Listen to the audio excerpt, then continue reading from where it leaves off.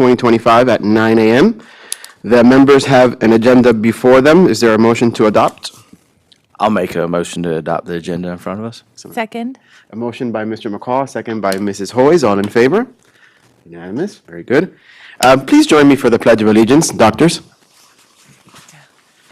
I pledge allegiance to the flag of the United States of America and to the republic for which it stands, one nation, under God, indivisible, with liberty and justice for all.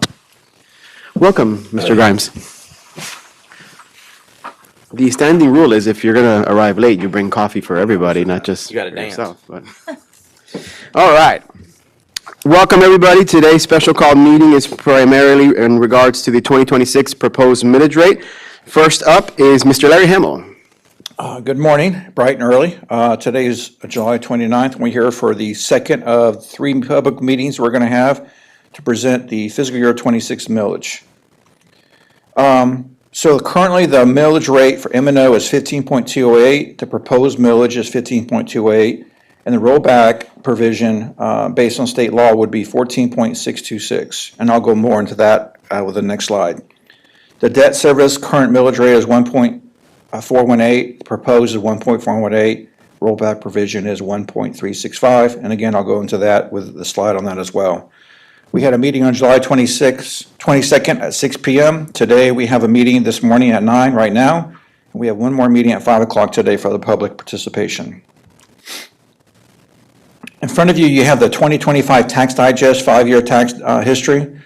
This shows the taxes as evaluation going from all the way back to 2020 through current year of 2025. As you can see, in 2020, the net digest value was about $13.1 billion, and as today, it's about almost $9 billion in that 6-year period. Back in 2020, we collected about 4.42% increase over the previous year. 21, 4.81. We had the big year in 22 with tax digest information going up significantly after COVID to 21.33. Then you'll notice in 2023 it dropped down to 9.71, but that is because we dropped the millage rate 2 full mills. Then in 2024 it dropped to 6.93. Again, we dropped the millage rate by 0.92, and currently this year at 7.12. That 7.12 does include the cap of 4% on local reassessment for digest.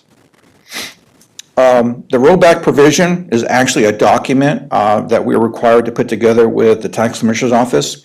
It is a PT-32-1 form. This document, basically what it does is takes the prior tax digest information, breaks down the increase between reassessment and other taxable digest information to come to the current digest. Then it takes your current millage rate as we have proposed to the county.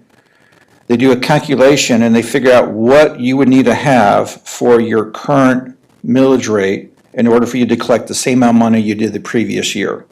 And that would be only on the reassessment side of the increase. In this case, it would go from a 15.208 down to a 14.626, or a decrease of about 5.82 in millage. That difference shows up as a positive increase of about 3.98% in the millage rate increase, which is related only to the reassessment portion of the increase in millage, in property tax digest. So going from left to right, on the columns up top, you'll see the 2024 digest. You'll see the real property value of about 25.8. That's before any exemptions. And then you'll see that it's about a $900 million increase to the current year calculations versus growth of about 1.4 for a total of 28.2. Now on the growth side, you'll see the increases in the actual growth for real personal motor vehicles, mobile homes, timber, heavy equipment for gross digest increase of about $1.5 billion for the growth. That's where you have the exemptions, because when a house is brought on board, you bring it over at the value it is, plus whatever exemptions it's allowed to have at that time. And you don't see exemptions on the real reassessment of the existing real property because it already has exemptions built into calculation. So that being said, the $900 million would equivalent to about a 3.98% increase in local property tax. And because of that, that's why we have to have the public meetings. Any questions on that slide? If we look at the rollback computation as well for debt service, in that situation as well, you'll see it's similar. There's different exemptions allowed under the debt millage versus the M&O. In this situation, it's still about $900 million versus the growth. And in that particular digest is about 24.3 versus the 23.8. You can see the difference. Again, the millage rate is 1.418. If you do the calculation, it should come out to 1.365. And in this situation, it's about 3.88% increase on your reassessment property for local homeowners. Any questions? Questions? Questions?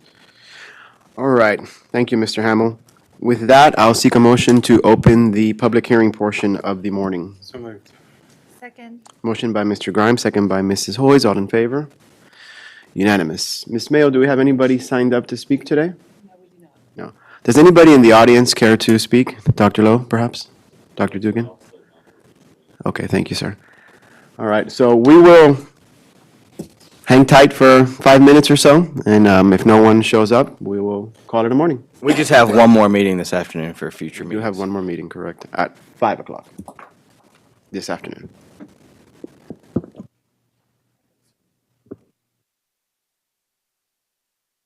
All right, it is 9:15, and I'll seek a motion to close the public hearing since there's no one here today.